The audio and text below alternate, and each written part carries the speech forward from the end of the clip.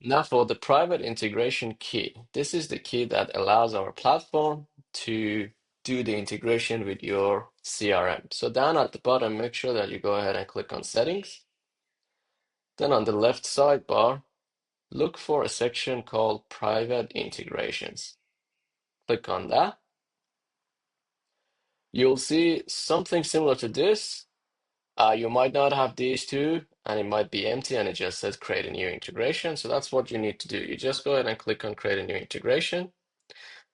You can name it whatever you like. I usually name it, like, for example, if you're integrating Jane app or Clinico, I name it that way. So I'm just going to say Jane app test, for example. Description, not important.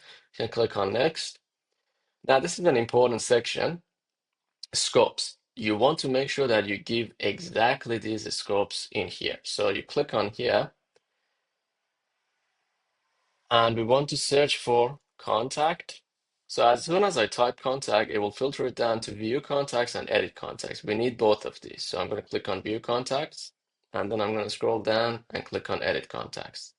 Now the next thing that I want to type is custom field. So this is just filtering, and it shows me view custom fields and edit custom fields.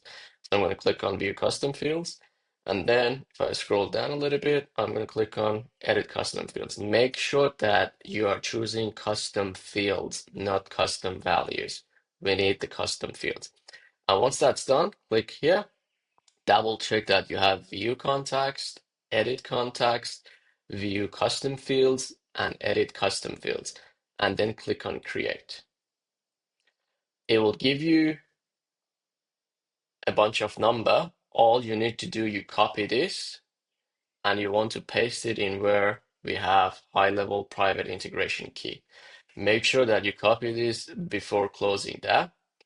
And once you close it, you will not ever be able to see this code again. So copy that and paste it into your integration and create your integration.